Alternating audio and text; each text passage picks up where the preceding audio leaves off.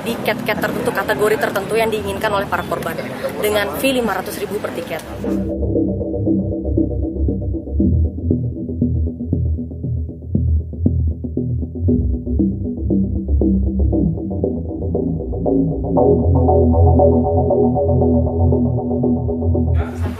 Eka Saputri, panggilannya?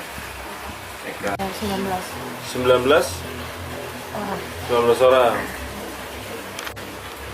Kamu melakukan penipuan ini sejak kapan? Kamu ambil dari para korban berapa? Oh gitu. Paling besar berapa? Tiga kumpul yang ada di kamu buat apa?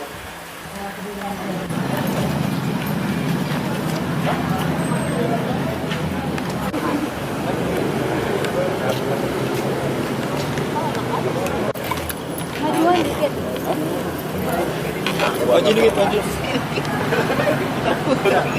Bisa loh.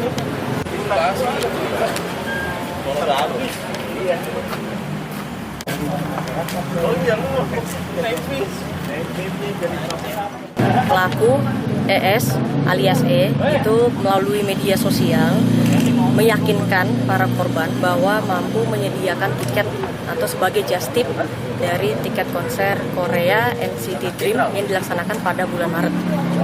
Selanjutnya, dengan meyakinkan tersebut, pelaku dapat menjual tiket, meyakinkan para korban dapat menjual tiket di cat-cat tertentu, kategori tertentu yang diinginkan oleh para korban dengan fee 500.000 per tiket. Dimulai pada bulan Oktober itu sudah dimulai transaksi pertama. Nah, itu informasinya memang awalnya untuk jasanya dulu. Untuk jasa, sampai pada hari mendekati konser, para korban sudah membayar tiket lunas beserta fee atau jasanya. Pada sampai pelaksanaan konser, para korban sudah datang ke venue. Karena pelaku menyampaikan pelaku sudah ada di venue, sedang menunggu panitia dan lain sebagainya.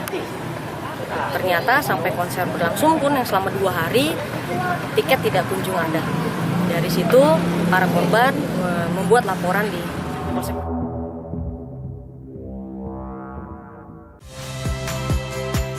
Saya Niluh Puspa. Saksikan program-program Kompas TV melalui siaran digital, pay TV, dan media streaming lainnya.